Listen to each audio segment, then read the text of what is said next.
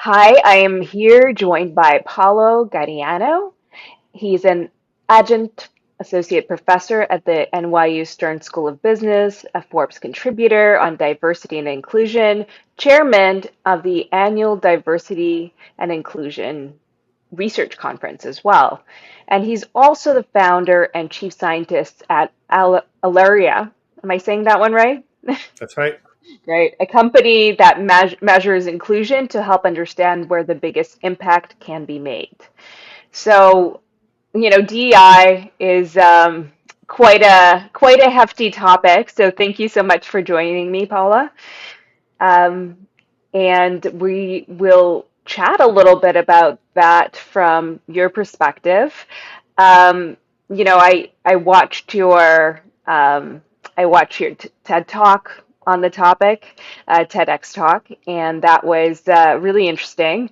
But first of all, one thing that I discovered is that basically as it often happens with words, we don't often have the same definitions. So we often end up talking across each other because we are arguing about things that we have defined in very different ways. And I think DEI is one of those things. I've actually discovered that having kind of a back and forth with Mark Cuban one day Mm. over email. He's a proponent, and it's it's interesting how we like ultimately realize that we were kind of like on the same page, but when you define it so broadly, it's like one of those what's that drawing where like the splatter and you kind of read into it what Oh, you the or whatever the Rorschach plots or whatever they're yeah, called, those plots. Yeah, Rorschach. that's the one. So I think the best question to start with is how do you define DEI? Well, that's a great question. By the way, first of all, thank you, Catherine. It's a real pleasure to be here. I look forward to an engaging conversation. And actually, it's interesting. You're probably the first person. I do a lot of podcasts and interviews, and usually they all start with the history. How did you get in this? And I like the fact that you kind of get to the heart of I think what has been one of the biggest issues with DEI is that even though the terms are used very casually and in many different settings, the definitions unfortunately have not been all that clear. And I think that part of the reason why this backlash has been so successful and so strong is precisely because some of the terms, especially the E and the I, the equity and inclusion, have been defined in many different ways by many different people. And so that creates some confusion, it creates some challenges, and it leaves it open for people to come in and you take those terms and co-opt them and turn them into something negative. And that's exactly what we're seeing. So we see terms like, oh, he's a DI candidate or she's a DI candidate used in a derogatory sense, or terms like woke that have been turned into an insult when they were actually meant to be something quite the opposite. And what's been interesting to me is to realize that people that I talk to that are not in DEI, who only heard DEI at first when they were told that to do training, whatever the case might be. The only definitions they ever heard of DEI were negative ones, and so that creates this weird split where half of the population or some of the population see DEI as a very positive thing, some is very negative. In my work, when I came into the space about 10 years ago, I came at it from a very analytical angle. And so my definitions came out of 10 years of doing research and applications for companies. And I realized something very important, which is that the first thing is inclusion. And so what I like to tell people is that from the point of view of an organization, inclusion is about what you do and diversity is what you get. And then I'll also explain why I say that equity is what you want. And I'll come back to that in a moment. But why do I say that? Well, because ultimately, in an organization, and by the way, I'm careful to define in an organization because sometimes people talk about inclusion in terms of how people feel, and that's great. But there's a difference between a company being inclusive and a person feeling included. Those are not the same thing. They may be linked, but they're not the same thing. So I'm very careful to say, from the point of view of an organization, what does it mean to me if you're not inclusive? Well, it means that if you look at the experiences that people have in the workplace, those experiences depend on your identity or on other aspects of you that really should have nothing to do with your ability to do your work. They might have to do with your gender, your sexual orientation, whatever the case might be. If you have a company in which people have different experiences simply because of their identity, then you're shooting yourself in the foot. Why is that the case? Well, because if you think about it, if I have let's say a very simple case, a company that is half men and half women. Well, if the women have a negative experience relative to men for reasons that have nothing to do with their skills, they're going to be less satisfied. If they're less satisfied, two things will happen. One, they will produce less, which means that you're going to make less money. And two, they're going to be more likely to leave, which means that your diversity will suffer because your retention rates will be higher for the men than for the women. And in fact, I've proven through these computer simulations that are my research kind of bread and butter, that if you take an organization and you create lack of inclusion, meaning that you have different experiences for different people, then you will find that lower levels of inclusion for one group will lead to less diversity for that group. So inclusion is what you do, diversity is what you get. And then the last thing I want to mention, and then I want to hear more questions. But I mentioned also in terms of equity. When I said equity is what you want, well, I already gave a hint by saying that if somebody is less satisfied than somebody else, they will produce less, which means that you're literally making less money. And if they leave because they're not satisfied, then you're going to have to pay a lot more money to hire somebody and replace them, and the cost can be quite high. So having that inequity in the level of satisfaction that results from things that are happening in your company costs you money. And that presents a very, very easy target, which is instead of focusing on diversity, if you find inequities and you drive them to zero, you're going to have a more inclusive organization, which means that now your retention rates will be the same. You will make more money and you will have greater diversity. And that's why I say equity is what you want. And the best part is that, equity, when you define it that way, it's not controversial. It basically means I have a meritocracy. I have a company where people are advancing based on their skills and their efforts, not based on their identity, which is exactly what a meritocracy is supposed to be all about. So that kind of brings the whole thing together. So just to make sure that I understand, sounds to me, because I think you're defining it a bit differently than I think I generally hear, and that's more focused on the experience of the employee, and that experience is more equal, so it's not affected by whatever characteristics that might have. Is that a correct That's understanding? that's absolutely right. And the reason for that is that, interestingly, this came out of the scientific research that I was doing, is that I had built these computer simulations where you literally simulate what happens to people in an organization and you watch what happens at the level of the whole organization. And then I had somebody from the leader of a large company that said, "Oh, I want you to take this simulation and customize it based on my company. I'll give you all my diversity data." And what I realized is that knowing the diversity data was useless, because it's not that being a woman somehow makes it magically different. It's the fact that if you have different experiences as a result of being a woman, and those experiences impact your ability to do your work and therefore your satisfaction, then the outcomes will be different and the financial success of the company will be different and the level of diversity will be different. And so that's how I realized that the way that we have been defining inclusion in a way which is, again, often very vague, is a little bit misguided, because we really need to focus about not how you feel, but what are the things that are happening to you that are making you feel that way. And I mean, I'll give you a very simple example. Imagine that you have a company where somebody, and we do this, by the way, we measure inclusion by asking people to share experiences. We just simply say, tell us about things that happened to you at work that interfered with your ability to do your work. It's not about judging, oh, I feel excluded, whatever the case might be, right? So an experience might be, my boss had organized a meeting and they forgot to invite me. Okay. Well, what you could do is you could say, if you find that is a frequent problem in a company, you could say, okay, every manager, you have a spreadsheet and you have to keep track of who should be invited in all the meetings. And if you skip anybody, make sure that you inform them immediately, and we're going to monitor your performance on it. If you do that, guess what? If women are more likely to be forgotten from meetings, or if people with disabilities are more likely to be forgotten, instating that rule will be particularly beneficial to women, but it will be beneficial to everybody, including the white guy that happens to maybe be a bit an introvert, right?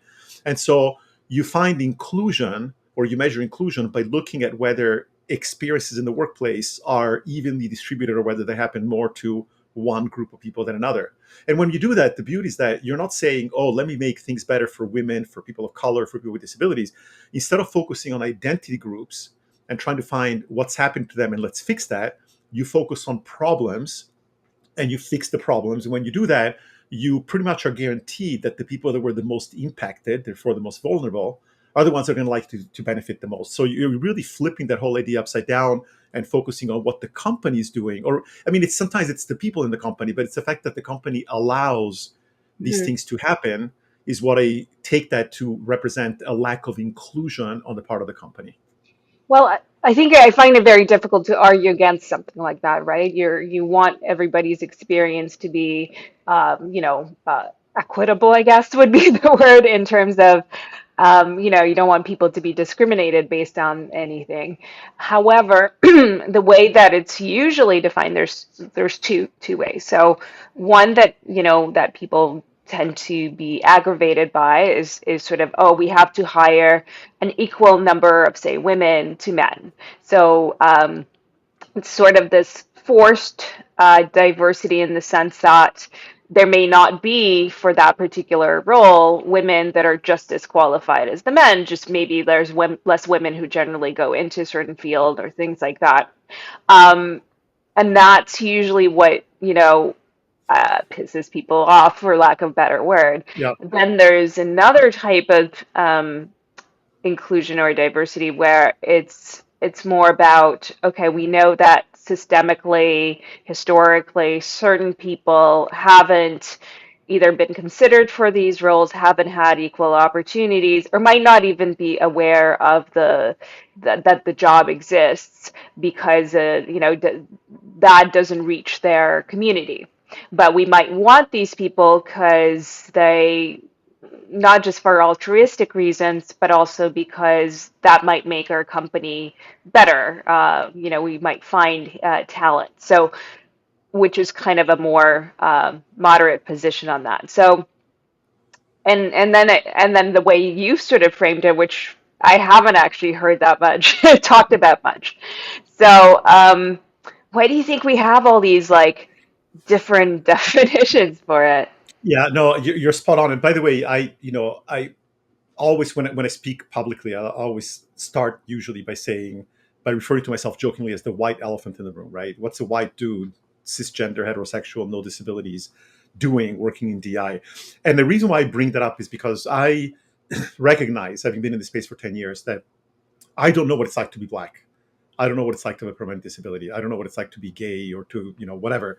But I've done a lot of research, and one of the things that I realize is that there has been, I think, historically, what happened, especially in the United States. And the United States has been a bit of a sort of a carrying, they've been the ones that where a lot of diversity, equity, inclusion issues have been brought up first and foremost. And I think what happened is that, 60 or so years ago, during the time of civil rights, there was the convergence of more people of color, especially more blacks or African Americans, and more women getting into the workforce. And when they got into the job, what they realized was that they were not treated well, and they didn't seem to have the same opportunities as everybody else. But the only thing that they could point to and put a finger on and put a number on it was diversity. Right? Look, why is it that there's only one woman on your board? Why is it that there are only, 2% black people in your entire company and things of that sort? And so diversity became sort of the beacon that everybody follows and they started to talk about. But to me, unfortunately, that was a big mistake, because what ends up happening is that you're focusing on the output, you're focusing on the result. And that's why I say inclusion is what you do, diversity is what you get. And I like to give people a simple analogy. Suppose that you walk into your house one day in the middle of winter and it feels really cold, right? And you look at the thermostat and it reads 50 degrees Fahrenheit and, whatever, 15 degrees Celsius or thereabouts. And so what do? You light a match under the thermostat. Oh, look, now the thermostat is reading 60 degrees, 70 degrees, 80 degrees, 90 degrees. But in the meantime, the windows are drafty, the front door is wide open, the roof is leaking, and you might burn your fingers or burn the house down. And that's exactly what has been happening. People think, oh, there's not enough diversity. What do? Let's just crank more people from diverse backgrounds into the company. Unfortunately, if the company is not inclusive, you're forcing a bunch of people into an environment in which they're not welcome. And if the conditions for ensuring that those people have the same kinds of experiences are not there, you're just going to create even more turnover. Not only that, but what happened, especially after the murder of George Floyd, when there was a big wave of interest, and unfortunately, a lot of programs were focusing on hiring and on creating these quotas. What ended up happening is that not only are you not able to retain those people that you're trying to attract, but now you're pissing off the white people. And justifiably so, because if you're a white man and somebody comes to you and says, hey, and by the way, we hear this a lot, right? It's like, hey, you were supposed to get promoted, but we have to wait another 6 months because we first have promoted a woman and a black person before you. And Yeah. if you're told that, I'm sorry, that's racial and gender discrimination. It's really quite simple. There's like no question about it. Now, I can see why things like affirmative action were created. And by the way, I do think that actually affirmative action, I think that the Supreme Court of the United States was very, very short-sighted in eliminating affirmative action, because you ultimately have to acknowledge that there have been historical wrongs at the federal, at the government level, at the Yeah. national level. And to the extent that companies are unable to fix it on their own, then creating some support structure is not unreasonable. But the way that it was implemented just pissed a whole bunch of people off. And when you couple that again with the fact that these terms, like, you gave kind of two definitions of inclusion, but literally I can pull, I have, I don't know, like 100 books on diversity and inclusion on my shelves. And as an exercise at one point, I tried it. I pulled out ones that literally say inclusion in the title. And then I looked inside the book for the definition of inclusion. And literally every single one of them is different. Sometimes they talk about inclusion is about the company, it's about the person, it's about the feelings, it's about the tools, it's about having a seat at the table, it's about representation. It's all over the place. It's all over the place. And so again, I think that historically, I understand why people focus on diversity. But one of the things that I tell people is, what do you really want? Like when people come to me and say, oh, we should have a diverse organization, I say, no, I think that what most people really want is that you want to go to work and you want people to pay attention to what you say. You want to not be interrupted in meetings. You want your ideas to count. You want to be respected for the work that you do. You want to be compensated for the work that you do. That's called inclusion, not diversity. And I think that everybody aspires to inclusion. And unfortunately, because diversity is the only thing they've been measuring, that's the only thing they can point to. And that's one of the reasons why when we started to measure inclusion, we're like, wait a second, we're not just doing something that avoids a lot of the backlash, but we're creating an entirely new kind of data that, first of all, gets much closer to the problems, and secondly, completely avoids the backlash. Because we're not saying, again, we can literally do an entire inclusion, what we call these inclusion assessments. We can literally not ask about demographics. We usually do because people want to know. But we can do that and just say, look, here's the biggest problem in your company, fix that. And then here's the next biggest problem and fix that one. And a lot of times it's things like promotions, compensation, performance evaluations, being included in meetings, which we know historically tend to impact certain groups of people more than others. And so it literally completely avoids that backlash. And when we show you how it impacts your finances, all of a sudden the leaders are happy because they're like, oh, this person can actually show me how to stop losing money. And the people in the company that are impacted by poor inclusion are like, oh, this is great because they're actually showing problems that can be fixed that help make my life easier. So it's been really, really great to get very strong support from literally from everyone for the work that we're doing. Do you think that, when companies come to somebody like you for, help us with DEI or other companies that deal with that, what do you think is their primary motivation? Is it because right now it seems like it's such a trendy thing almost, like you have to almost signal, hey, we're doing this. But I also have spoken to people who say, well, this is going to improve my talent pool. Yeah. Um, what do you think is sort of the motivations that you're seeing? I would say that it's a very mixed bag, and it's interesting because, as I said, I've been doing this work for 10 years. So I started working in the space about 5 years before George Floyd was murdered. And at the time, they were like, "What are you doing in that space? Why the hell do you care about diversity, equity, inclusion?" And I saw it as there's something happening in most companies that is devastating because A, it's bad financially because you're literally throwing money out the window, and B, it's really bad for society because you're disproportionately having a negative impact on some groups of people, right? So I saw that as an opportunity to improve, kind of, if you think of it as a double bottom line, right? It's doing something better for the companies that would also be better for the people. But unfortunately, that kind of argument is not the way that most people get into DI, especially since the murder of George Floyd. Now, when I got into I was certainly not the first one to get in there. People have been doing DI, it was called diversity in the 1950s and 60s and 70s. Then it became diversity and inclusion. And it was only less than 10 years ago. When I started, it was just diversity and inclusion, then diversity, equity, and inclusion. After the murder of George Floyd, unfortunately, what happened is that there was such an increase in interest, and a lot of people jumped into it who saw an opportunity to say, oh, we can finally explain to the rest of the world just how bad our lives is at work, and so it became an opportunity to point to the problems and to argue about justice and fairness. And a lot of that was also motivated because if you think about it, we were all glued in front of our televisions because it was the middle of COVID. We saw some of the incredible disparities that impacted. I mean, and to me, George Floyd was the tip of the iceberg, right? I mean, it laid bare a lot of the kinds, sorry, a lot of the kinds of inequities that were happening in our society. And so all of a sudden people got excited about it, but it became too much focus on this, on the social justice, on the racial justice, and on these aspects.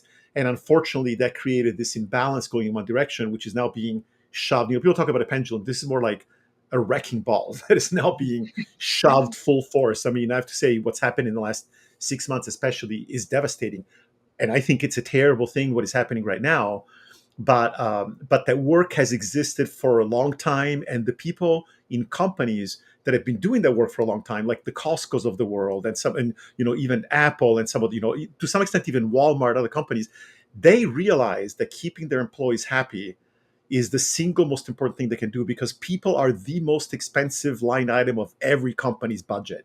And they're the most valuable asset of every company, because without people, you don't exist as a company. And so, yes, that work has been going on for a long time. Yes, there are a lot of people that have been doing it and will continue to do it.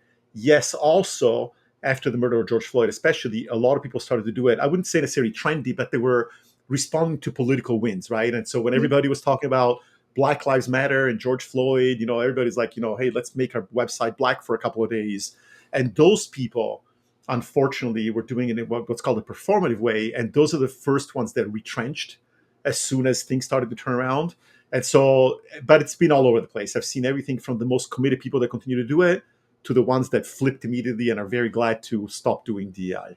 Yeah, I think with a performative nature, like I think for companies, they often, I keep reminding people like companies are not, they're corporations. They're really about the bottom line. They're not people.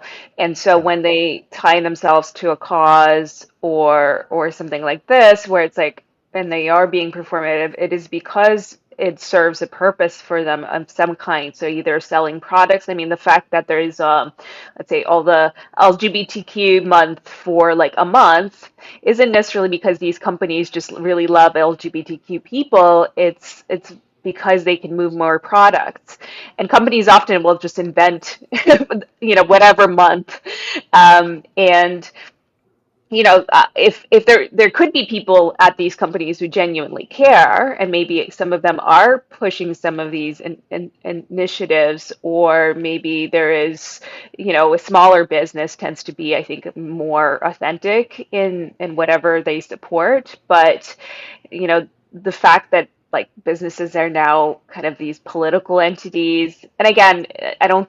It's mostly tied to their own self benefit.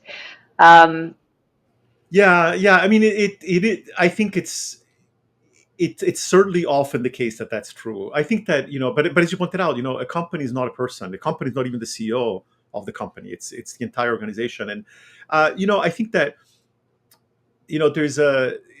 In fact, I was going to say it's a fine line, but it's quite the opposite. There's a lot of wiggle room between, hey, let's do a Pride Month event because that's politically the right thing to do because we want to cater to the LGBTQ plus community, on one hand, or it could also be, hey, I really care for everybody, and I understand that being a member of the LGBTQ plus community, especially these days, is a very difficult thing, and I want to show you that I understand that, and I want to show you that I'm supportive of that, etc. Now, somebody has argued, do we need to have Pride Month and Black History Month and Women's History Month and Disability Month, and why is it, if you see a company that will do, they will hang up, pride banners and flags all over the company for just 30 days, and then immediately they take them down and it becomes simply something else, then then it's probably just because they yep. want to try, it's about optics.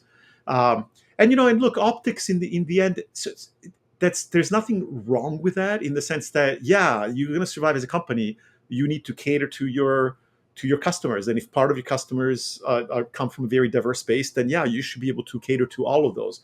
I think the problem is when it becomes only superficial and it has nothing else behind it. That's when you're priming yourself for problems. Because also, when it's superficial, people inside the company are not stupid. And by the way, one thing that I can tell you that's very interesting: when we measure inclusion and we ask people to report experiences, not surprisingly, starting in about late 2020, early 2021, we started to see people complaining about DEI. And initially, it was just a few people that would complain about it, and then it became like one of the bigger complaints that we hear from people in the companies is about DEI. But what's interesting is that we see equal numbers of complaints from, let's say, white male cisgender heterosexual people and people who would identify as being members of an underrepresented group. But what's interesting is that the white people will complain about the fact that, oh, as a white man, my whatever, my reputation doesn't count, or I don't count in the company, or I didn't get advanced because of the DEI, et cetera, et cetera. The people who are not white and male will say things like, I've been tokenized. People tell me that the only reason I got promoted, like, listen to this, right? We had a woman. These are all confidential, anonymous. We don't know who it was, but we asked permission to use some of these. And a woman said, I had just been promoted to a senior role or VP role, and one of my colleagues came up to me during the celebration and said, the only reason you got promoted is because you don't have anything between your legs, right? And let me tell you, women in the workplace, I read stuff that makes me want to throw up. I mean, I hear stuff from my wife and I know about it, but some of the stuff that happens in the workplace, especially to women, is disgusting. It's absolutely disgusting. And so, it's those people get upset about DI being performative because they see it as something that damages them. It makes them look like they're only there because they're women or because they're black or because they have a disability. And that's I mean, terrible. that's That's very terrible. true because I've definitely observed it where, I've even caught myself sometimes going, oh, like this is a woman. Why did she get hired? And then, looking at their CV and they're like and incredibly impressive and some of the best people I worked with. But there is, I mean, occasionally, it is a DEI hire. But then there's also people being hired who are from these underrepresented backgrounds who are incredibly skilled and talented and are top picks, but you hear people talk about them in these kind of derogatory Yeah. ways before they've even gotten to know their work. So I do think it works against them. I also I was thinking about when you're applying for a job and it asks you to check what your ethnicity is or disabilities and things like that. I don't know that there isn't a mechanism by which that even though they're trying to include more people, perhaps they could also exclude people because, maybe somebody has a bias, right? Who is hiring. So, I always hesitate. I don't really want to disclose these kinds of things about me. Because and they can be used either way, I think. Is that Yeah. is that a concern that you see? Yeah.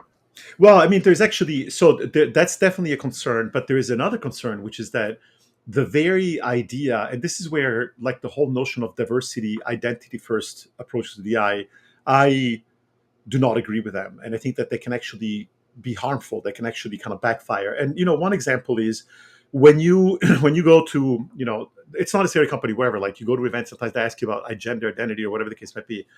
There is this struggle between, well, how many choices do I give? Like, for example, you go to a lot of places these days, it's like, are you do you identify as male or female? That's it. Well, that leaves out a fairly large portion of the population. But then there are those that are like, well, are you male, female, non-binary, fluid, transgender? And then it kind of goes to, a different extreme, which is okay for that. But now take ethnicity and race. My wife is from Central Asia. Okay. Asia in general is what, 3 billion people that Mhm. identify as Asian. But when you go from Kazakhstan to China to Korea to Japan to Tibet, they're all completely, India, they're all completely different. And we put them all in the same box. And so the idea that you can somehow bucket people is kind of silly. Now, the problem then is, what do you actually do with the data?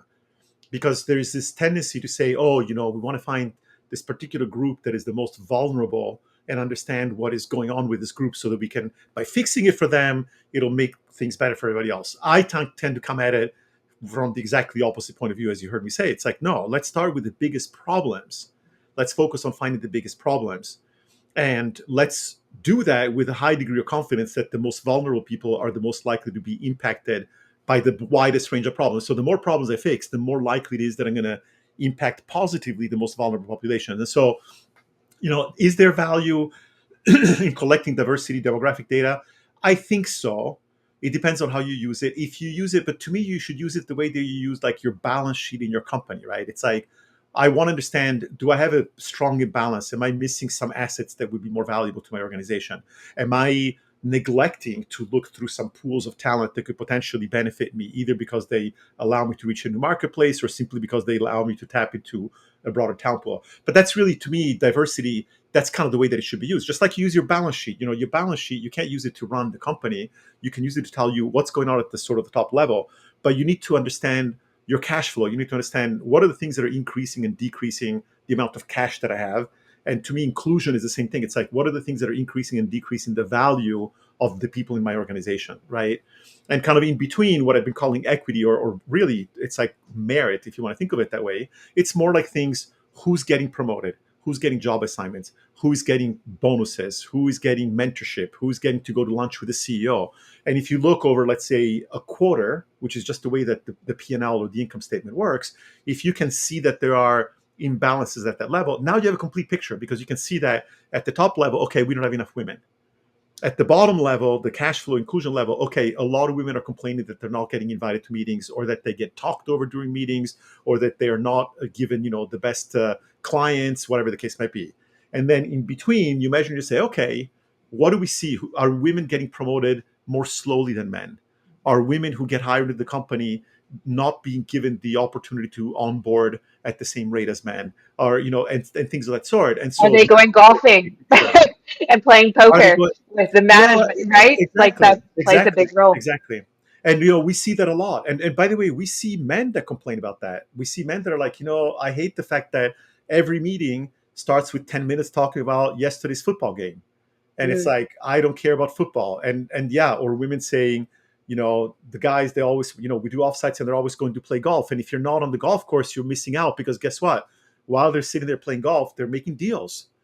They're deciding who's going to get what project. And it's like, oh yeah, I like John because wow, he shot, two under par, and Well, whatever, it's he's a really it's making a a good client. relationship building activity. Like the reason I brought up golf is I remember asking a friend of mine who was a CEO of a really big company, and how he had sort of gotten in that position, and he said, he was working kind of smaller roles in the company, and then over time he'd play golf, and he's got a very gregarious, wonderful personality. He's very liked, and he, those kinds of things do play a role. And if people don't get to know you, maybe you're also could make a good CEO, but you don't go to the golf game, you don't have that more personal interaction, that more friendly interaction, you don't build the same relationships. So people aren't as eager maybe to invest in your future. So Yeah, things like that, I think, do play a role, and you can see it. yeah, yeah.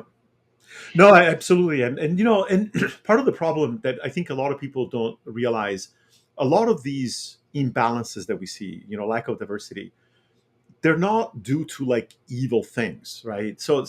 And as a little side parenthesis here, one of the big things that people started to promote during, the last, let's see, 2001, 2020, 21, 22, was the idea of unconscious bias training, right? The idea that, oh, we have biases and that causes us to do bad things and think bad things about people. And if only we could fix that in people, then the world would be better. Well, that's actually that's actually, to me, it's a very bad thing, because it presumes that if only we were all perfect, there would be no problems. And that's kind of the wrong way to think about it. The problem is not the biases that we have. We are human beings. We're geared to categorize things, and it's impossible to stop that. The problem is when processes in the organization allow those biases to have an impact. So if you like to play golf and there's somebody else that loves to play golf, great, go and play golf. But if you're going to make hiring decisions and promotion decisions and bonus decisions based on what happened on the golf course, then you have a biased process that is allowing that to happen, right? I mean, ultimately, when you have a lot of people in leadership that, for historical reasons, were mostly male, they create a world that, of course, is convenient to them. Who's going to go and create an environment that they don't like? So you create an environment that's good for you, which includes going to do paintball or go-kart racing or playing Yeah. golf. And when you do that, you're not being mean and excluding women, but you're creating an environment where you're going to say, it's like the rich keep getting richer, right? You're going to keep supporting a more homogeneous kind of society, because you're going to be networking more with people who look like you, right? And so the key there is not to say, oh my God, this is unfair, let's all stop playing golf. No, absolutely not. But let's put some guardrails in place. Let's recognize that there is this thing called homophily. We like people who are like us. Hey, if I go to a party and there is another Italian person, I'll talk to them. We share culture, we share language, we share diets, we share whatever, and there's nothing wrong with that. But the point is, as a company, if you want to be inclusive, if you want to be truly a meritocracy, you need to create an environment where these kinds of biases are not the ones that make the biggest influence on the decisions. Because otherwise, you end up with what we have right now, which is that, why is it that 85% of Fortune 500 companies are run by men? I And we mean, forget. history and the environments are obviously Yeah, huge contributors to that. And I yeah, mean, it's changing, but if you do look at that very top level, I do think a lot of that is really relationships. And I get it. Like if like you said, if you're Italian and you meet another Italian person, you just feel comfortably have so much shared references and things like that. That is going to play a role. And it's not yeah, because you hate other people. It's just that you feel a certain closeness immediately. And so, and especially if you're someone, and if somebody grew up in a more limited environment, for example, they might find somebody from, let's say Africa, who maybe has some different cultural behaviors, yeah, a little bit like a stranger. And so, that might affect how you treat them or how you behave around them and how yeah. much you include them. Maybe you assume that they won't want to go golfing because, that's not part of their cultural practice. I actually don't know if it is, but let's assume. Um, but that will play a role into now, okay, well, this person's not going to have the same opportunity to develop relationships. So, agree, absolutely. And, one thing is about your background, right? You generally you take a pretty data-based approach, which I think is important because I think a lot of times people are just so subjective and the Mm, data is concrete and measurable for the most part. And so your background, you have a Bachelor of Science in Applied Mathematics and Aerospace Engineering, and then you got a PhD in Cognitive and Neural Systems. Like, yeah. how does that background come into play with DI? That I'm sure people ask you about, but it is an Yeah, interesting. yeah. It's funny because I a lot of times when I get introduced, I like to say jokingly that I've done both brain surgery and rocket science, and and DEI is much harder than either of those two things, and it's actually true. But the red thread. I mean, it's funny because my entire life I've kind of gone around doing things that I love because I was interested in them, and very interdisciplinary, but also I would say a bit scattered. It's like always like, oh look, there's something interesting that I can study. And what happened is that during my undergraduate, I was studying applied mathematics and a lot of engineering, and I was fascinated with how things work. I was an auto mechanic for a while. I had a small auto body shop when I was 17, things of that sort. And then late in my undergraduate, I took a course on how the brain works from an engineering perspective, how neurons can combine to do these amazing things. And I thought, oh my god, this is like the most amazing thing ever. So I ended up doing my master's was in aerospace engineering because I was doing some research in that. But my professor was doing work in computational neuroscience or neural networks, and so half of my work was basically in studying these neural networks. And then I did my PhD in computational neuroscience, which is literally how do you use computer models to understand how neurons, when you put them together, can do amazing things like see and move your hands a lot, like me if you're Italian, and speak and things of that sort. So the red thread that connected everything is this idea of how do you link the individual to the collective? How do you take a million neurons and see? How do you take 10,000 people and make a company? How do you take soldiers on a battlefield and have whatever you do, or drivers on a highway, or people on a social media network and things of that sort? And so a lot of my work has always been about building these computer simulations to try to close that gap. Because if you think about it, when we study people, if you think about the way that people study, for example, companies, and there's sort of two levels. There's psychology, behavioral science that tells you, oh, if you take an employee and you beat them on the head with a hammer for 3 days and you don't give them any food, they're going to feel terrible. Okay, so that's like we understand how individuals behave. And then you may have organizational data, which is typically statistical data that looks at the macroscopic level. Oh, if you double the amount of marketing spend, you're going to increase your sales and things of that sort. But we have nothing in between because the statistics hide the details. By definition, statistics are designed to hide the details, and so you have no idea. For example, if my statistical data about diversity is not very good, it's very difficult to understand why. And so my entire life, first as an academic for 10 years, then as an entrepreneur slash consultant for 15 years, was about building these computer simulations to understand these complex systems. And then literally 10 years ago, I had this light bulb moment when I was sitting in a session on DEI at some big technology conference. I used to always go to these sessions on DEI, but I was always like, I'm a white dude. I'm not an activist. What can I possibly do? And as I was sitting there reflecting on the fact that people were describing these very, very detailed poignant experiences of things that happened to them because of their gender, the skin color, etc. And then when it came to solutions, it was like, oh, we need to dismantle systemic racism. We need to change the hearts and minds of corporate America. And it's like, how do you close that gap? And literally the light bulb went off. I was like, wait a second, this is what I've been doing my entire life. I've been doing it as a professor, then as a consultant. And I thought, can I take the computer simulations that I've used to solve problems for major corporations and government agencies, et cetera? Can I use that to understand how the way that you treat employees will impact your bottom line? Because if I can come up with a compelling financial argument that will show the CEO why they should do it because of the things that matter to them, not because of social justice, then we have a chance. Because as long as it continues to be a corporate social responsibility, philanthropic mindset, oh, we need to do this for the poor people, etc., it's never going to stick. And the moment that the tide turns, we see exactly what happens, right? Everybody jumps ship, and it becomes a negative thing. And so that's how all of my background brought me to that. And I have to say, I always felt that there are these people that are like, age 13, I knew that I wanted to be a doctor and I became the best surgeon in the world. It's like, those people are amazing. But for most people on the planet, my encouragement is go out and learn as much as you can.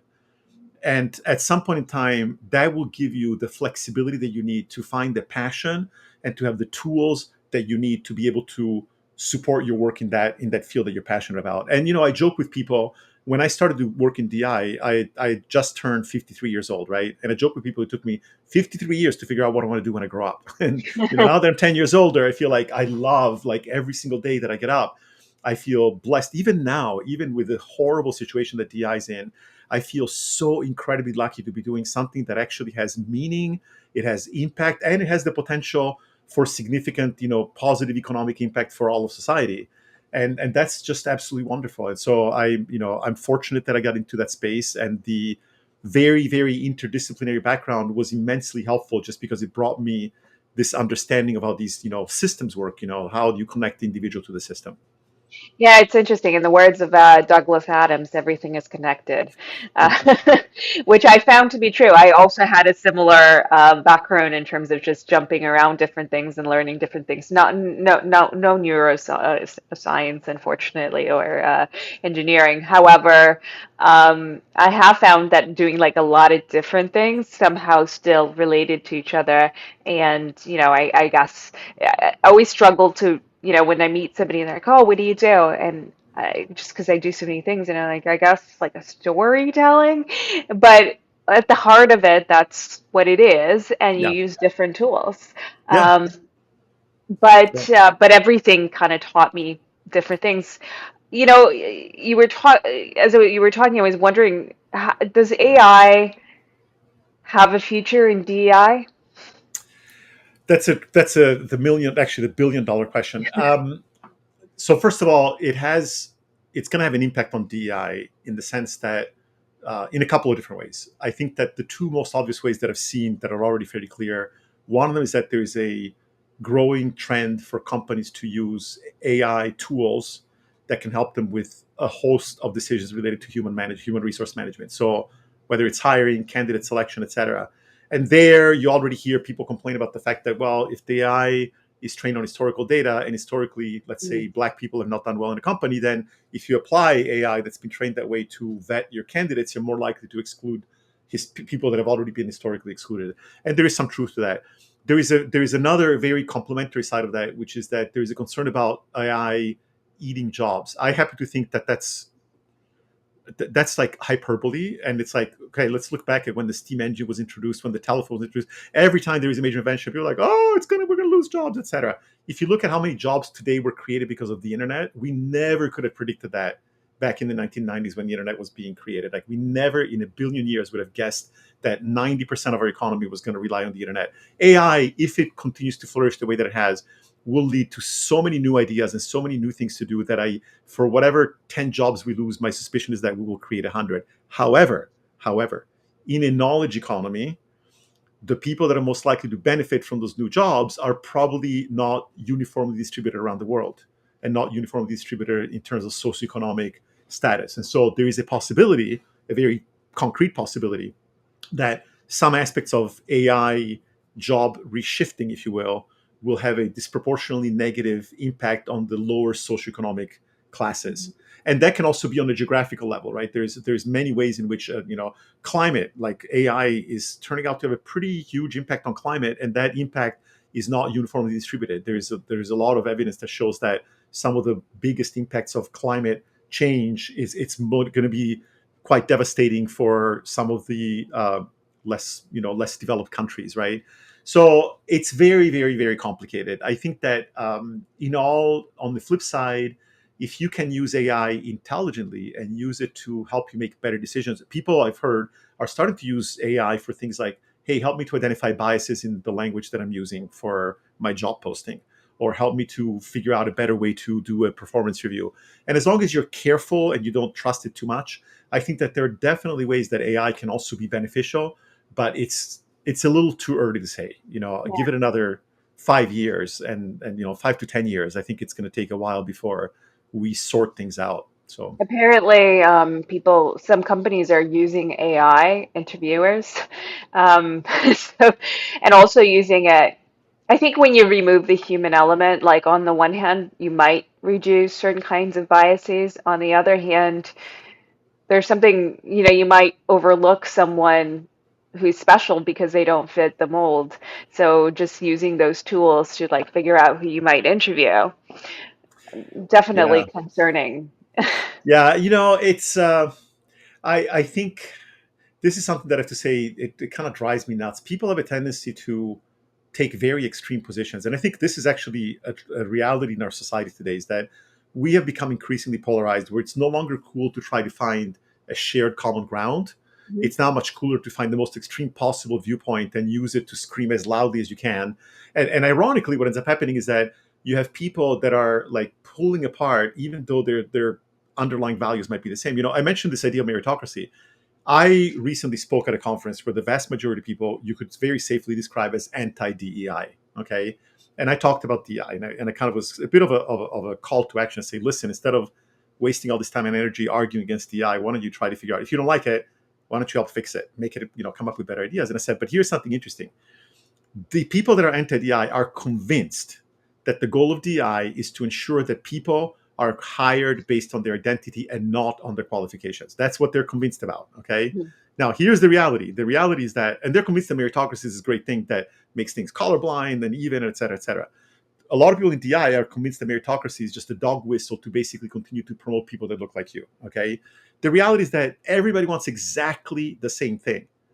If you're qualified for a job, you should be able to get that job regardless of your identity.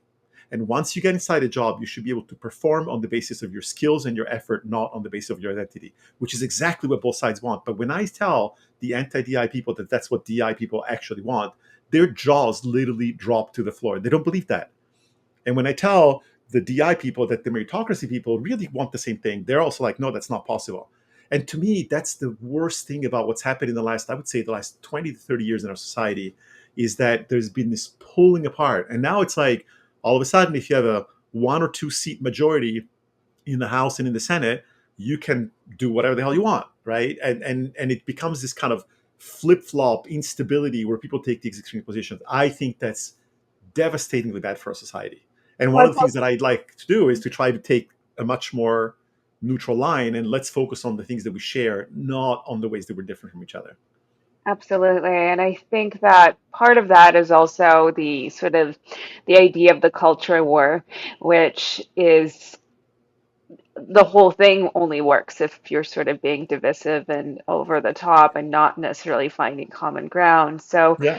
then we define each other's positions in really bad faith on either side. And as you said, ultimately, like people kind of do want the same thing, um, but that's not how they perceive each of the sides as wanting. So then they get very angry. Obviously, there's been a lot of anti-DEI backlash, and it's at this point there are certain entities like political entities, activist entities who have caused companies to reverse their positions on DEI. Yes. Um, and people view that as a win. And if you think that DI is all about, just prioritizing certain groups then and discriminating against others, then it's understandable why they see it as a win. Um, but that's not necessarily what's going on with all these companies. So, I wonder, do you see a turning of the tide? Do you think it's going to continue? And you mentioned earlier that, you see some of these companies that sort of acquiesced really, really quickly, and other companies that actually vowed to commit more. What is kind of going on there with both camps? Well, actually, I would say the majority of companies that I talk to are somewhere in between. They're companies that are like, okay, we need to be careful what we say. We need to rebrand. We need to remove certain words from our websites, but not really, abandoning it altogether. So it's been kind of an interesting spectrum of things that have been happening, and I think that the more extreme ones, the ones that are either running away, running for the cover, for the hills, if you will, they were already kind of not truly embracing DI the way that they should have. And conversely, the ones that are like really like, oh, I don't really care what anybody says. I've been doing this for 20 years and I'm going to continue doing it. That's actually something that they have been, that they've been continuing to do, and because they see the value, because they know that it's actually something that is going to continue to give them value. The ones in between, as I said, I'm seeing a lot of the sort of like rebranding, changing words, making sure that they're, I can understand that if you have somebody that is actually threatening you to come and sue you, and doing things like that, that's a very scary thing. Unfortunately, I think a lot of that is politicized, and I do think that some of the people that have been very vocal against DEI, that are claiming victories when a company removes their DI statements, I think that that's, to me, they're doing that because of their own self-aggrandizing views of the world, and not necessarily because they really believe that that's the right thing to do. And it's unfortunate. I could argue the same thing has happened on both sides of the fence. There have been people, unfortunately, you always find that. You find these extremists that take views because they have either because they really have a bone to pick, or really because they have deeply, deeply, deeply rooted ideas that are very extreme. And unfortunately, sometimes those are the ones that we tend to hear. Those are the ones that are the most vocal ones. Most definitely. And I think there's a difference, like how DI is implemented is so different across companies. And I think there's a tendency to just look at it as like, okay, overall, this is like a bad word, versus not looking at like, okay, what is the specific case of how it's being implemented? Because if you look at it, you might be like, okay, this actually makes a lot of sense and it aligns with my values. And there Yeah. are cases where it also doesn't, where I can understand why people would be genuinely upset. And, instead of sort of going, okay, here are the things that don't work, let's fix them, or these are the things that, might hurt other groups of people, but how do we find some way of making it fair for everyone? There is this kind of tendency, no, we must remove it altogether from everywhere. Yeah. No, and I think that, and I think there is another thing that I sometimes try to encourage my colleagues to think about, is that making things fair for everyone is a great aspirational goal for society, but it's not the right thing to encourage companies to do. That's not what the CEO is measured on. So what I always tell people is like, look, yeah, make things fair for everyone so that you're getting the greatest value out of your employees, out of all of your employees. And so it's like, just connect those dots, and I think that this has been a really big problem with both pro DI and anti DI, is that we're focusing on the message and less on the outcome, right? And we focus on what we want, getting the message across of what we want. We don't want racial and gender discrimination against white people. We don't want black people or people of with disabilities or LGBTQ to be treated unfairly. Instead of thinking, okay, how do I position it in a way that my target customers, if you think of it, it's like a marketing problem. You're trying to convince somebody of that they should embrace something, and you have to use language that is appealing to them. And one of the things that I've been vocally frustrated with some of my colleagues in DI, where I hear these people that are like, oh, the backlash is because white supremacy wants to hold on to its power, and it's because systemic racism. And I'm like, we created a really crappy product We promised things that we couldn't keep. We made promises that we couldn't keep. We don't have quantifiable ways of exactly figuring out what's going to happen. And then not only did we not get the results we wanted to, but we got backlash. And you can't blame all of that because, the client is stupid, because they're mean, because they're evil. We have to look at what we've done and say, what have we done wrong? We focused on the wrong metrics. We focused on diversity alone. We set diversity targets, which by the way, I wrote an article.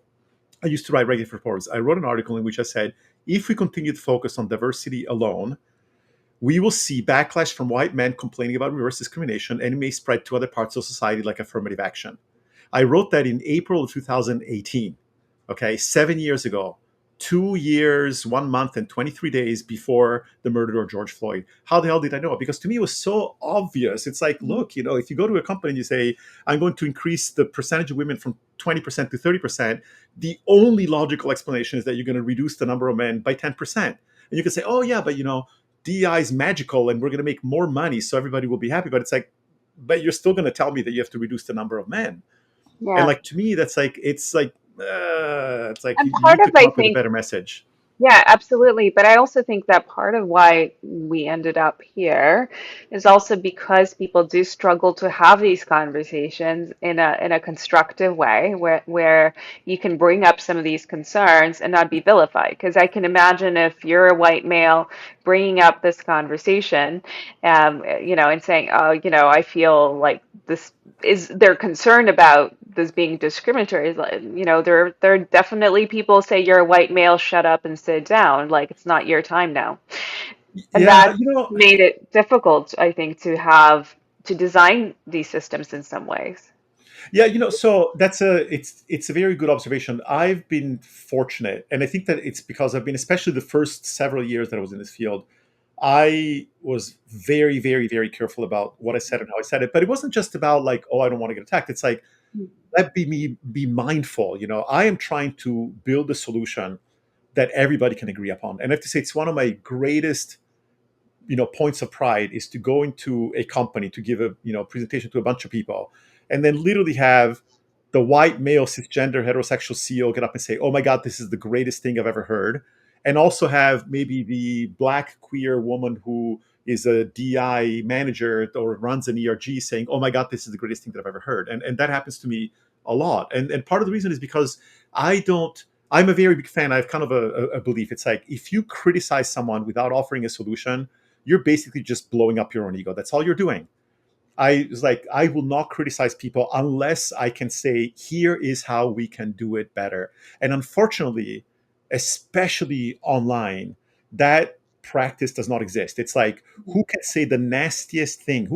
Burn, I'm gonna say something I'm gonna really make you pay for what you said. Oh, that mayor, he's a DI mayor. That's why, the bridge, the boat crashed into the bridge, or, oh, that airplane crashed over the Potomac because of DI. And it's like, that's just like the lowest of the low. And so I will be very candid with people. I will go to white people and say, like, when you complain that your kids have no opportunities, with all due respect, you're being an idiot, and let me explain why.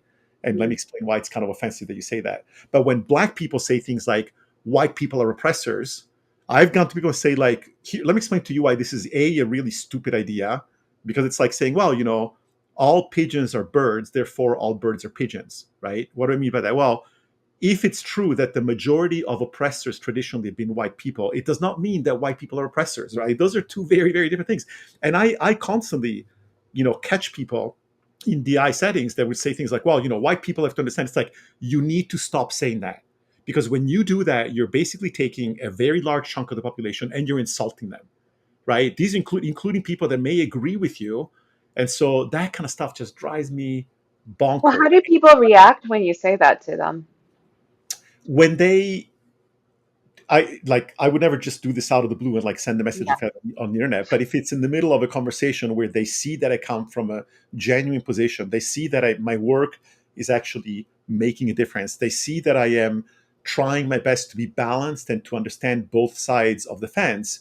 Then they're much more likely to appreciate and understand it. And also, as I said, when I criticize people, I'm always very careful to it's constructive criticism. It's say, when you say things this way, this is how you are perceived, and here's how it's actually hurting your own cause. That's a Hmm. lot more, impactful than just coming to somebody saying, "Oh, you're an idiot, and you should never say that." Right? Now, 100%. And I think in real life too, it's just there's such a difference because yeah, online, like I'm a pretty, I think a pretty reasonable person. I don't think people are going to accuse me of being an extremist in any direction, but but it's still, I can still say things that piss people off because they don't have the understanding of who I am, where I'm coming from. In person, I could probably talk about pretty much anything, and I've never really had any experienced any kind of yeah, backlash of people getting terribly angry. Also, when you see that they're responding in an emotional way, you have an opportunity to adjust how you speak and figure out what it is that is getting an emotion out of them and address that with them. yeah, yeah. So, but you don't have that online, so it Yeah. just you lose that. And by the way, I'm omitting something that I really want to say, which is that I was very careful from the beginning, realizing my blind spots, realizing not even my blind spots, realizing that I probably had a lot of blind spots, and I realize now that I have way more blind spots than I used to think. I've surrounded myself with people who are not like me, and there have been a lot of amazing people, women, people of color, women of color, people with disabilities that have contributed to helping me. They've very generously been patient with me, that have helped me, that have constructively told me when I was saying something that was not appropriate, etc. A very dear friend of mine, Cynthia Overton, with whom I'm actually writing my second book. I think I mentioned that, I wrote this book recently called On Measuring Inclusion, and she and I are now co-authoring what's going to be kind of the second book in the series, and it's about basically it's about how do you quantify meritocracy by building on what we're doing here. Cynthia is one of these people that she and I can have the most amazing, candid conversations. She's a Black woman. She comes from a very, just we share some aspects of our background. We're both scientists by trade and things of that sort. We've known each other for many years. Having people like that in your personal life is so important. That's another thing that I want to encourage people to do. A lot of times, you said something early in our conversation, and I meant to come back to this. A lot of times we have discomfort, right? As much as we like the Italian, I like the Italian person at the party. The converse is also true: is that if there is a person who is different from us, it's very awkward. It's like, and it turns out that there are studies that show that because we tend to associate with people that are like us, there is a lot of homogeneity. Like a lot of people, a lot of white people in the United States have not a single Black friend, and so that creates an additional level of friction. And one thing I tell people is, like, for example, I live in New York. New York is one of the most diverse cities in the country, in the world, and yet there's an incredible level of segregation. I live in Harlem. There is a Mhm. place here called the Apollo Theater, right? The Apollo Theater I is know an it. incredible, incredible cultural venue. I go to shows there, and I'm like one of only maybe 3 or 4 white people in an audience of 500. And I'm like, there are people, if you go, 20 blocks down, like a mile down, you will go to theaters where the vast majority of people are white. And it's like, make a little bit of an effort, because I do think that on the personal level, read books by authors that have different backgrounds than you, whether it's women, whether it's people of color, people with disabilities. Online, another thing I used to tell people is, if you're on Twitter or X now, or LinkedIn, whatever the case may be, check to see what kind of comments or what kind of posts you tend to like and give thumbs up and whatever the case might be. And you'll be surprised to see how often even women, it's been shown that they're more likely to give a thumbs up to a man's comment than to a woman's comment, right? And so when you look at that, you see these incredible, and when it comes to racial issues, it's even more so. And so there are these incredible things that if we just make a little effort on the personal side to expose ourselves more to situations in which we're going to be interacting with other people on a personal level, that will make it so much easier to then treat DEI in the workplace as a sort of a natural extension, where you're like, oh yeah, it's like the fact that there is a Black person in this room. Because how many times I've seen people that are like, oh my God, there is a Black person in this room, I don't know how to behave. And it's like not a big deal. It Or shouldn't be a sometimes big it's deal. them feeling like they might be judged, and it's not necessarily true, but it's Yeah, just yeah, like, yeah, yeah. yeah. Yeah, absolutely, And absolutely. it's also, by the way, it's not just white people who don't always surround themselves with diversity. You go anywhere around the world. I've lived in different places, and Oh it's like yeah. it's like very Yeah, yeah, much yeah, yeah. that.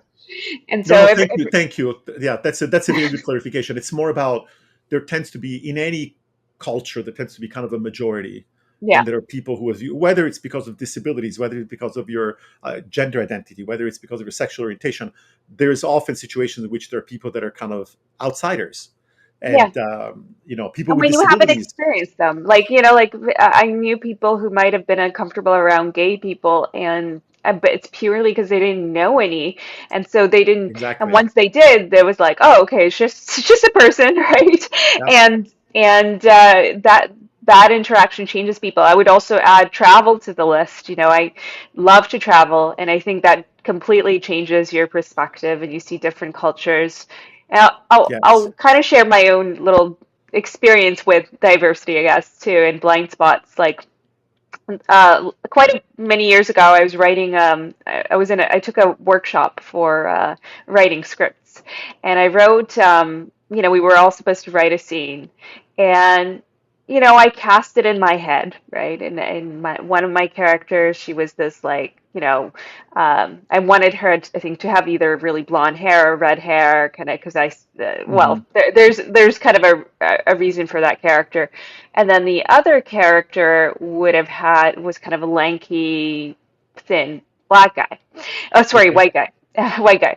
And so then when we had, so the kind of cool part about the class was they just randomly cast a bunch of actors, and they had to sort of improv the scene. Yeah. And so, I get a brunette for the female role, and then the male role is this like big kind of bodyguard looking black guy. And Okay. I think I was so disappointed because of the writing that was going on in my head and how I visualized them. But when they did the scene, in particular the second character, he was just so much more interesting than what I imagined. Like it Hmm. was, I think what I imagined in my head was a little bit more of a stereotype of that particular character, and this Of was like course. different. And it just taught me, hey, like for example, if I'm casting, like consider more variety. And like you say, like with the company, it's kind of the bottom line. It's also the bottom line for me creatively because now I have a much more interesting option. He Huh. brought this like very interesting gravitas to it. He wasn't a stereotype of the character that I had. It was so much more interesting. And so I remember that being kind of a significant lesson for me. Yeah. Um, Yeah. No, that's what great. is, That's great. Yeah. when it comes to data, is there a piece of really compelling data that you can share that shows how DI can benefit that company's bottom line? We so yes and no. Mhm. Um, I find that the idea that, because the problem is that people talk about DI and then what they really mean is diversity. Can Yeah. you make more money by having more black people in your company? The answer is sometimes yes, sometimes no. People talk about, oh, the more diverse teams are more innovative, and turns out there is research that is mostly academic in very contrived environments that shows that under some circumstances, having greater diversity on teams can actually lead to a broader selection of choices being made. However, first of all, it turns out that it's also been shown that when you're trying to implement something, homogeneous teams tend to work better. And how many people in your company are doing innovation? And how many of them are doing innovation all the time? So I look at these things. It's like, it's so to me the focus. So the data that I use is very different. The data that I use is to say, look, again, it goes back to what I said earlier. If I can measure inclusion in your company and find out that 30% of the people in your company are complaining about your compensation policies or your PTO policies, whatever the case might be, and that, I believe, has an impact of reducing the overall satisfaction of some large number of employees, of 30% of your employees, by 2%. And I can tell you that that translates into $7 million a year that you're leaving on the table. That's very compelling data. So there is that aspect of it in terms of the data of the value, but the value is not diversity. The value is inclusion. So the way that I firmly believe, and I have now tons of data and research, is that people think that diversity leads to better performance, and they cite studies that show correlations. The reality is that it's not that diversity causes better performance, it's just that inclusion creates higher diversity and better performance, which is why sometimes you see a correlation between those two and sometimes you don't. And Mhm. so to me, the valuable data is to show, for example, in terms of like the actual data that we get, that is eye-opening. One of the things that blew my mind is as I mentioned already, the fact that women. So when we look at companies, and when we have demographic data, which is a voluntary thing, so we don't always get, but we usually do. What we find is that depending on the company, sometimes, so we measure race and ethnicity, gender, sexual orientation, and disability. We also do age, but age is weird because it's not really binary or anything like that, right? And what we find is that the two indicators where we always see a disparity, and it always goes in the same direction, is gender and disability. In other words, in every company that I've seen, the level we measure what we call really exclusion. It's almost like the inverse. It's like, how many people are bringing up issues in certain categories, and then we calculate the score that we call this the score of the inclusion, the exclusion score. In every company that we measure, the exclusion score for women is always substantially higher. And when I say substantially higher, like in technology companies, on average, the exclusion score is twice as high as for women as it is for men. Always. It's horrible. And the things that you see, people are like, oh, it's because women are more sensitive. No, it's because if you go to a woman and you say you only got promoted because you don't have anything between your legs, or if you go to a woman and you say, well, you have to do this exam before I'm going to assign you to the project, but the guy next to you that has fewer qualifications doesn't to do that. Those are real things that you're doing to women. So gender, always an issue. Disability, always an issue. Always. Being a person with a disability has a lot of ways in which it can make your life a lot harder in the workplace, even when they're invisible disabilities.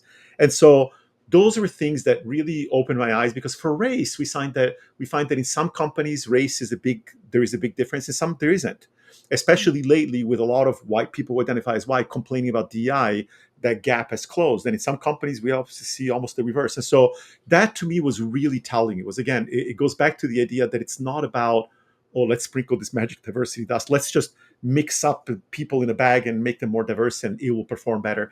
That to me is rarely the case that you can actually see a direct impact. I mean, there's the obvious example that people give, like, well, the airbags that were never designed with crash test dummies that were the same size as women, and so more women were dying than men in cars. Yes, there are examples like that, and that's a very important reason for having multiple people when you're doing design innovation. But again, how many crash test dummies are we designing over in the last 20 years? Like, how many radically new things, right? So yes, have diversity for that, but in the vast majority of situations, it's really about the experiences that people have, and not so much about just the implicit diversity that has an impact.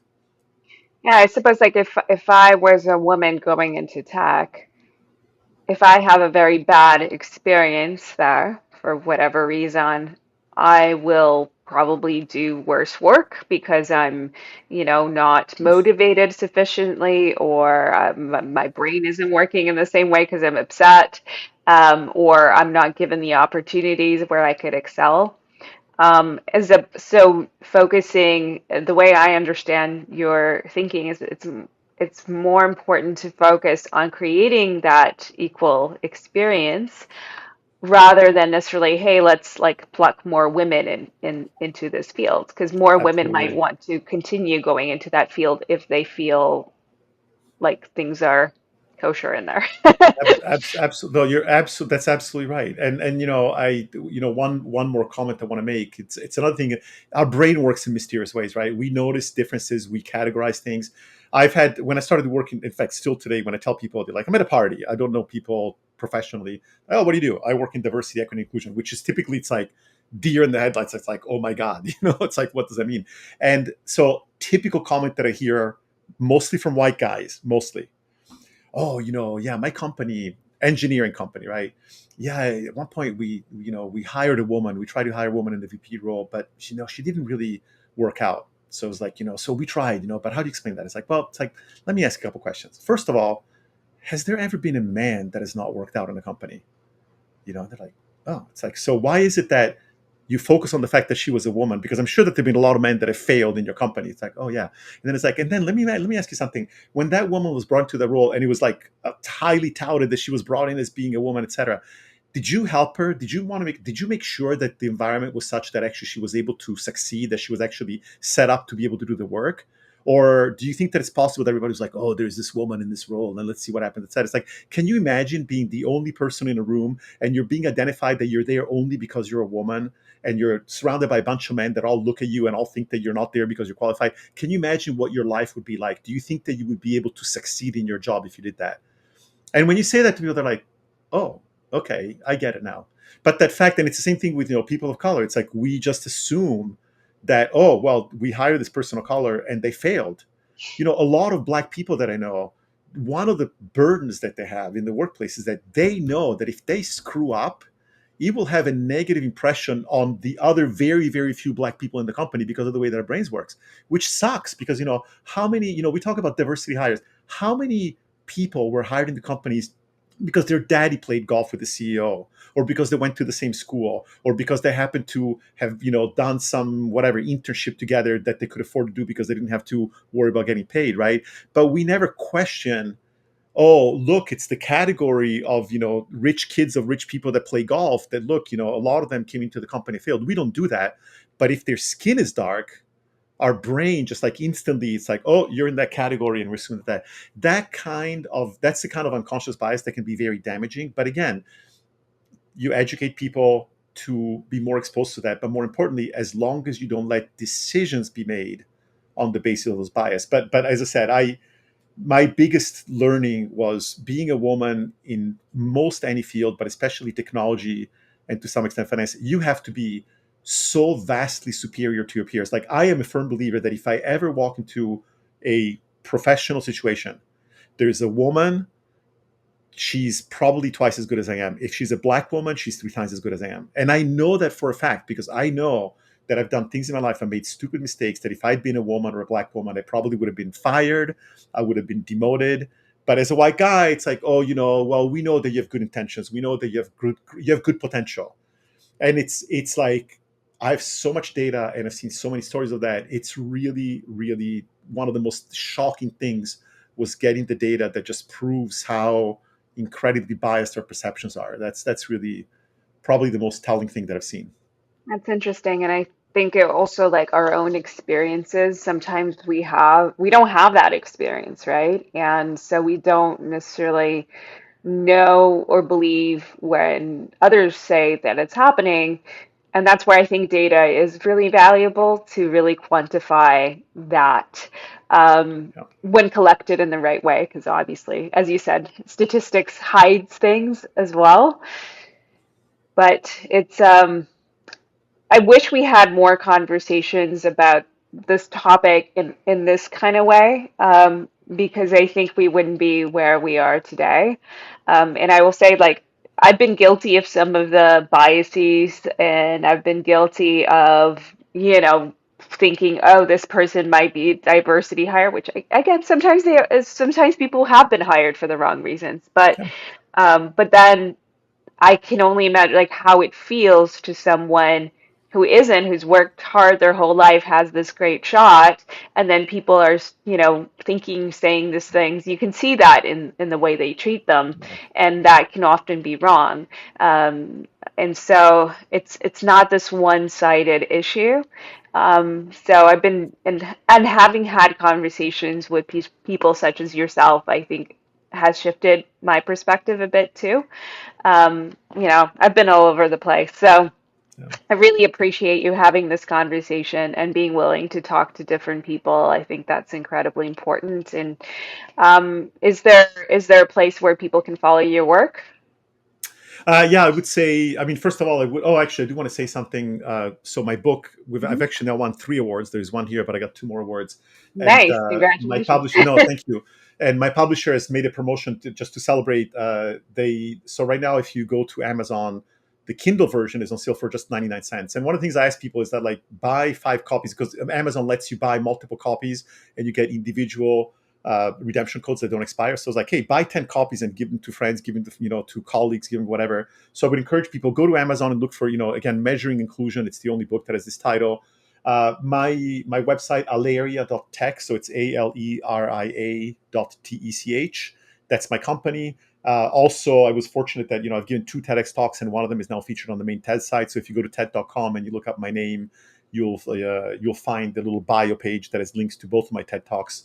And yeah, and then LinkedIn, with a name like Paolo Gaudiano, there are not a lot of us on LinkedIn, That's and true. so I think people can find me pretty easily.